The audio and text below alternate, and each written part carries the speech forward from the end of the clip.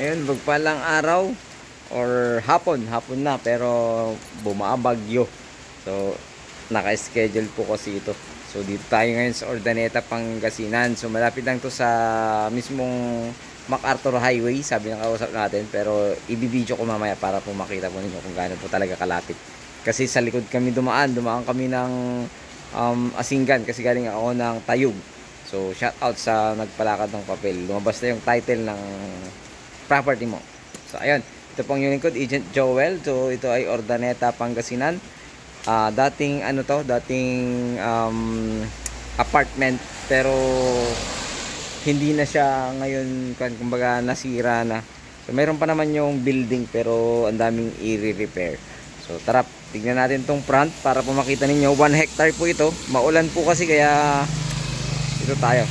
So, nakalimutan ko yung payong. Ayan. So, nanghiram tayo ng payong kanina dun sa pinunta natin. So, ito yung boundary. Ayan. Tapos, hanggang doon. Hanggang din dyan din. So, maliit lang yung kanyang frontage. Ayan. Kung makikita nyo, maliit yung kanyang frontage. Ayan na. So, kung makikita nyo tong building, building niya, sira-sira na talaga. Halos wala nang pakikinabangan. Siguro yung pader na lang. Bubong. So, kasi yung pader kasi okay pa eh. Ayan. Mas solid pa. Kumbaga hindi pa siya pasira, pero yung mga bubong sira na. So yung mga CR i-develop na siguro yan. So maganda rito gawing parang ano ba tawag dito, yung mini inn, parang hotel. So ayun yung magandang gawin dito sa part na ito kasi pahaba po tong property. Or i-subdivide na lang. Kaso nga lang, syempre pag susubdivide mo to, medyo matagal. So, ang maganda rito, gawin mo na lang siyang i-develop na lang. Kasi may kanya-kanyang CR sila, oh. May kanya-kanyang CR. So, ito, mga bilangin natin mamaya kung ilang, Ito, hindi na naituloy, eh. Kumbaga, siguro ginagawa talaga itong noon. Nasa Amerika na kasi yung may-ari. So meron siyang binigyan ng SPA dito para magbenta.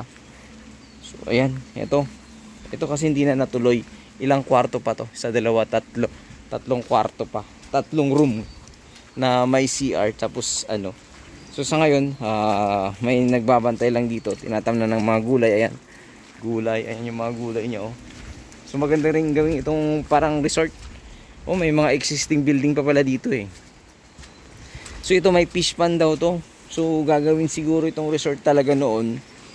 May mga pagkakataon talaga na bigla kayong ma-approve yung petition from US. So syempre, kailangang iwan mo yung So kung makikita nyo, may mga mahogany po siya na malalaki na. Pwede na pong i-harvest. So ito yung mga building talaga na ito ay kumbaga nung naiwan po na kasi na bakante na, wala yung meron silang pinagpapaalagaan nun or katiwala, kaya lang yung katiwala po ay nung hindi na po sila nagkaintindihan yun na ninakaw yata lahat ng bubong. Ngayon yung kwento po ng series po natin.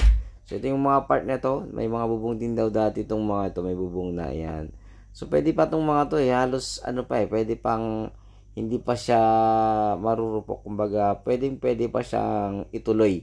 Kumbaga itong mga building na ito, mga sir, mga madam. So ito, pagpasok mo dito sa part ng mga fish pond, meron po siyang gate. Ayan, gate po yan. So dito makikita mo may mga siniguelas, mangga, buko. Ayan. So yan yung daan naman, kasyang-kasya naman kahit truck. So pwede pong pumasok dito sa lugar na to hanggang doon sa bungad. So ayan, pasukin natin tong fish pond. Mga fish pond po yan. So, fish pond po yung part na yan. Akala ko creek yan, pero hindi po hindi pa pala creek. Fish pond. Pero may creek sa likod niyan, running water po.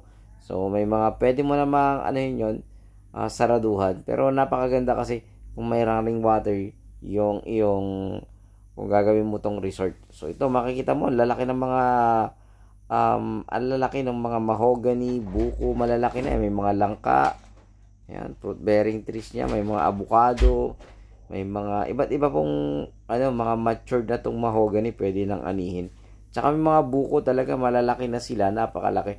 So tong daan to siguro tong mga to ay ano yan, dating daan, pero nung lumaki yung mga buko siguro yun, medyo kumipot na. Pero maganda siyang parang walking forest, parang ganun, kasi may mga buko siya, mahogany, mapaganda.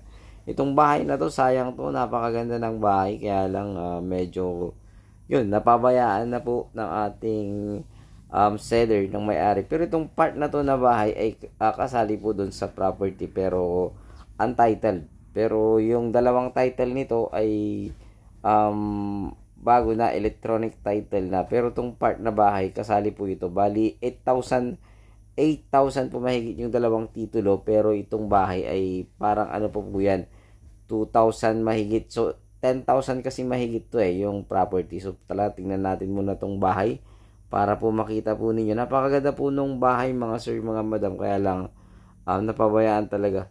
Napakaganda nung property nito,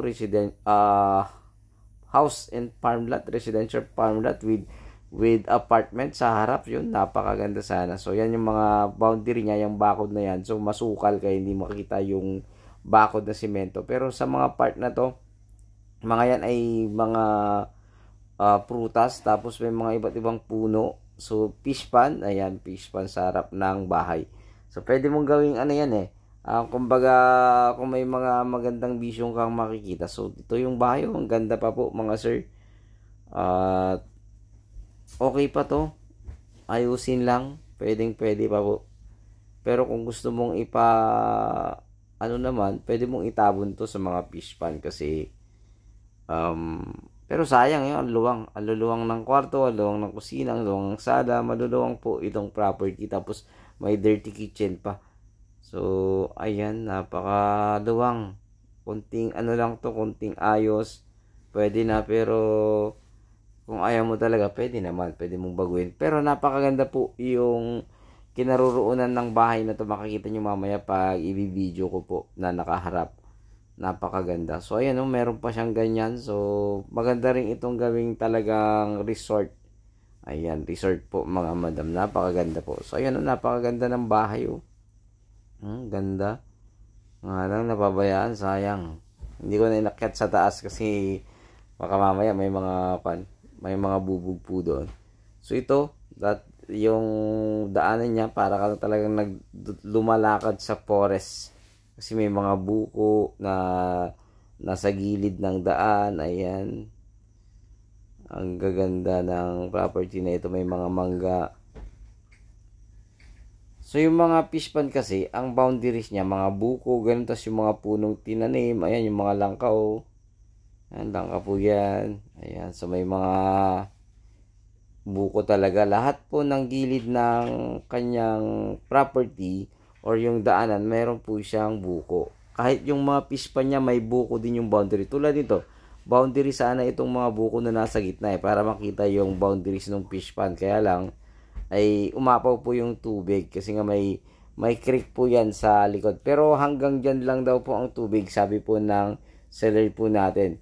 Mababaha na daw po doon sa bayan, dito sa part na ito ng property ay hindi pa. So yung sa bayan kasi, yung daan naman talaga doon ay nababaha doon sa bayan ng Urdaneta City pag umuulan. Pero ano lang yun, dumadaan lang talaga yung tubig, hindi naman actually nag-i-stay yung tubig. So, dito sa part na ito, ayan, marami daw fish pan to, 20 to 25 na fish pan. Yan, napakaganda po ng property na ito. Kung makikita nyo, ay okay naman itong mga property natin. So, ayan yung creek na sinasabi ko, running water yan. Sa personal, napakaganda po yung pagdaloy ng tubig. So, mas maganda po siya sa personal. Pero, siguro, mapaw lang talaga yung tubig papunta dito sa property. Pero yan po yung boundary. Makikita nyo po yung mga tanim na yan, yung mga mangga tsaka buko. Ayan, maluwang pa po itong property, kaso matubig lang kasi, kaya hindi na natin napuntahan doon sa pinakamalikod po ng property. So ayan, makikita nyo, napakaganda po. May daan, pero makikita nyo naman lumaki na yung mga puno. Kaya ayan, so parang daanan na lang talaga ng, pwede nga, kasya pa 4 wheels yan, pero nasa driver na kung paano yung pagkakasyahin. Pero pwede mo namang bawasan ito, mga puno ng niyog, kasi puro ng niyog yung mga yan Tapos may mga fruit bearing trees. Ayan, may mga pausbong namang bago. So pwede mo namang palitan yung mga puno. Siguro tumubo na yung mga yan nung mga nahuhulog yung mga bagong buko. Yung maliliit. So ayun, ulitin ko, bayan po ng Urdaneta City ito. At napakaganda pong residential farm lot. Napakaganda. Merong bahay, meron siyang mga apartment na nasira. Sayang, napabayaan nga lang po. Pero yun lang, yung presyo nito ay medyo may kataasan. Pero makikipag-negotiate po tayo sa seller. Baka malay nyo makuha natin yung presyong tawad po natin. Katulad ng mga iba't ibang property na aming na-i-vlog din. Merong 30 million noon, bumaba din naman hanggang 12 million yung mga property na yun. Malay nyo ito ay bababa din. So Urdaneta kasi medyo mataas yung presyo, pero nasa buyer po kung paano siya makikipag-negotiate sa seller, kung paano tayo makikipag-negotiate. Kung makikita nyo to, dito sa part nito talagang sinemento niya lahat ng daanan ng property dito sa paikot sa kanya, maliban sa mga fish pan. Ayan, mga fish pan pa po yan, napakaganda. Ayan, no? Ayan, kasali pa pala dito hanggang dyan, may pader pa doon. Kasi atin niya, sa bato ko na.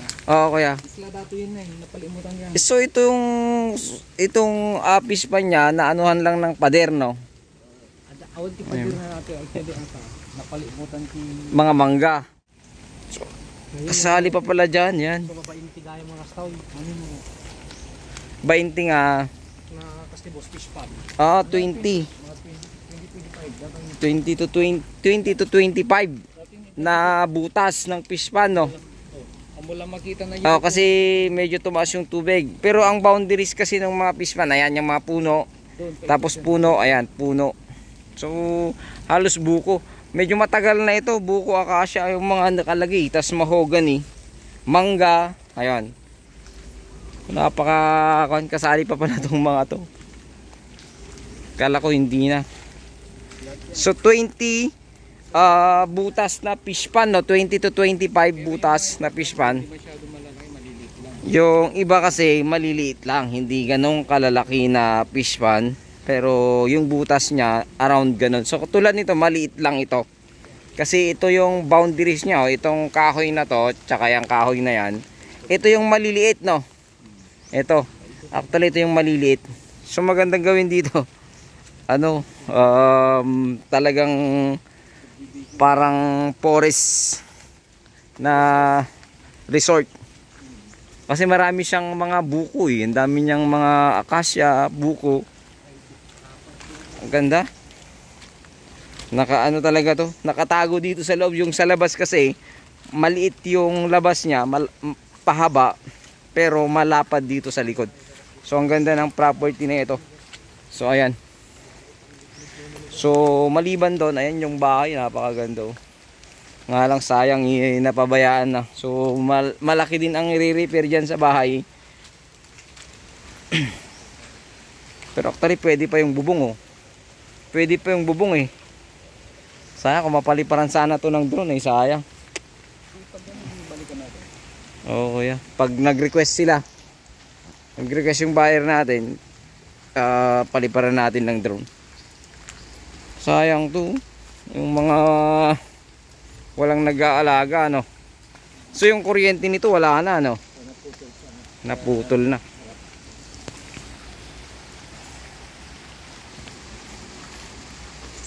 So ayun, ulitin ko, bayan ito ng Urdaneta City. Meron din pa siyang paisa-isang mga siniguelas.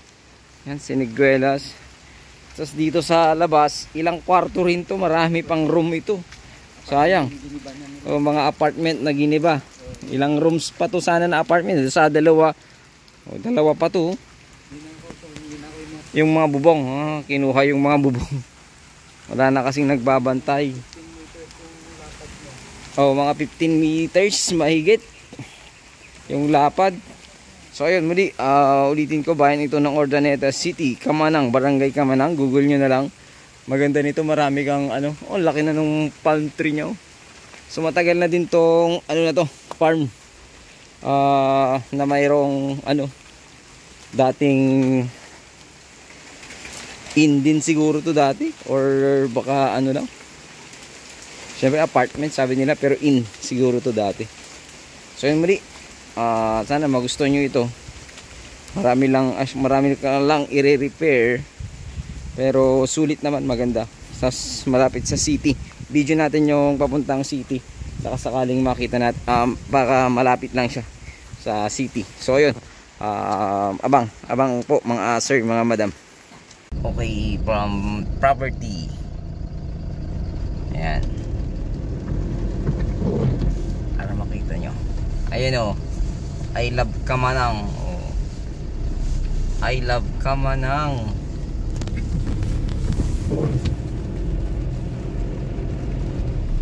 Pagmusutan na gano'n. Si Jico Day ito. Isa may ano to. Pagi na pa yung nakain lang ko na. Ati bulanan. Ito, pagi na pa. Lang ko na. Sa may ano to. Palabas ng Kayasan. Ang kaya sa mabaling ka dito, mabaling ka likod kay SM. Malapit lang sa MacArthur Highway. SM malapit lang din siguro. Ayaw magbigay itong tricycle. 10 minutes. 10 minutes from SM. Likod. Tira ulo itong tricycle driver na to. Alanganin, hindi magbigay. Malamlamin siguro. Naka-record data. Kuwain ko ya. Ipasam to magkinyak ka. Kuwain. So, So, saan tayo dadaan kuya? Ibanda na di pa nga. Makita. Suro ka. Sa from SM 10 minutes. 10 minutes. Likod to SM tawag na. Nadaanan ko na to eh. Lalabas ito ng ano eh. Dilan po rito.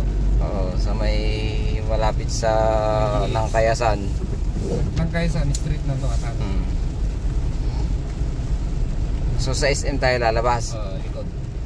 Sa may likod. Ayan, so ano yan, katigit tayo, kanawan tayo to, di banda na to pa. Yung iblo nga marker.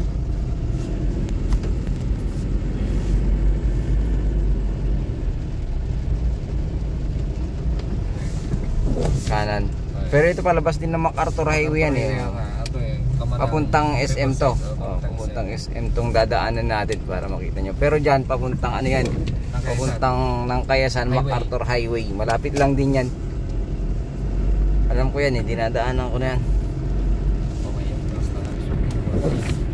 Ganda ng bakod nitong resort na to. So ang karamihan dito sa Urdaneta kasi mga inn. Maraming talagang oh, yun yung nakikita ko dito na pumapatok. Lalo pag yung ganong ka loob-looban.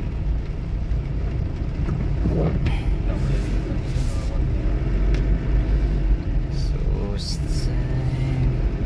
atala nyo pala yung ganda nun, sayang. Yung mga building niya, sayang no. Lagi niya zero, katigit ka. Palabas tayo ng SM City of Urdaneta. So dun kanina yung diretso doon, yun is papunta rin ng MacArthur Highway. So maraming ano, so maraming exit tong daan na to. So halos ilan?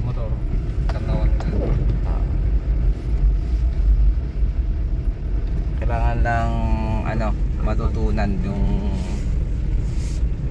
palabas at papasok. Landmark mo.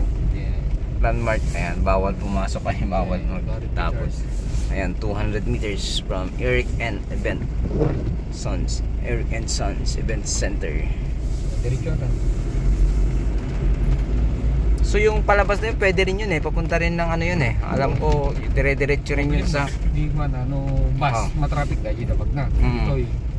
Babalin na ako, gikot. Palabas lahat yun ng ano eh, ng MacArthur Highway. Yung isa doon, palabas din yun. Kasi dugmat yan. Yung to, nung magnakais yan. Mas malapit to. Passing nga kasi dugmat to. 10 to wala, 10 minutes na to eh.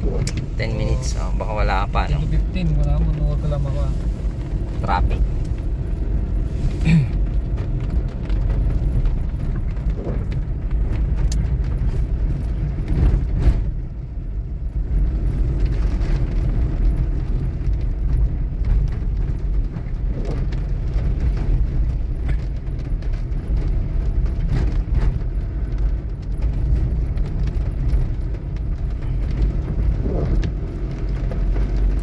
mas malapit di Jay Kuya, JSM.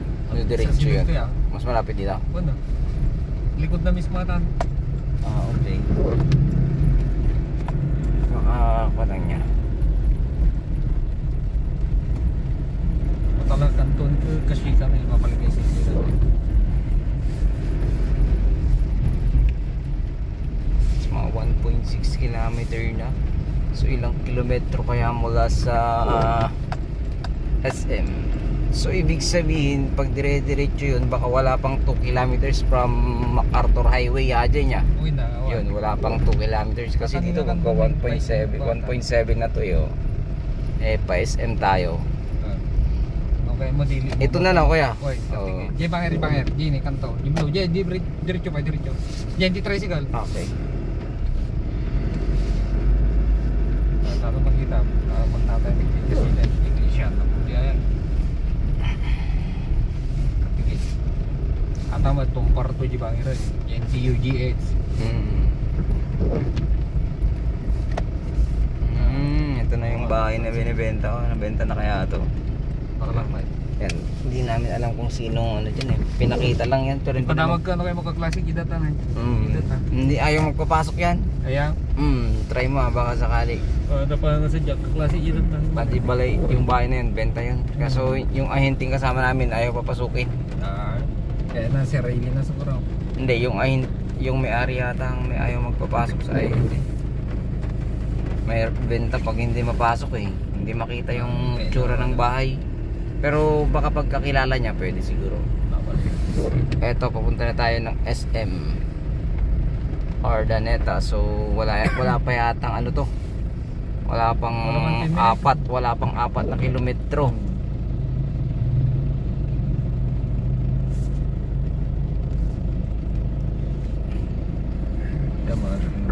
Ito ganito lang naman yung mga klaseng kwan dito eh. Pag may mga nakapark ganun. Kasya naman ang dalawang sasakyan. Kaso lang pag may nakapark na medyo magitna, so kailangan mag-antay. Yan. So itong mga tubig dito sa daan, ano lang yan, wala kasing drainage. Pero hindi po binabaha sa lugar na ito. Mas binabaha pa sa daan kaysa yung mga bahay. Nung ay na ito nga part di nga parte malayos damin ka no di ha. Ano di ko. Istorya na. Mapaw damin dito yung ko naman di ay apat. Running water yung likod niya eh. So hindi mag-i-stay ang tubig doon.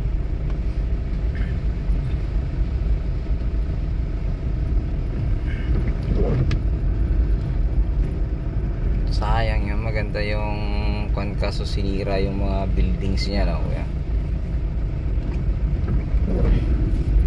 Explain mo sa kanya pag kwan dun sa presyo niya. Maraming repair yun eh. Uy na.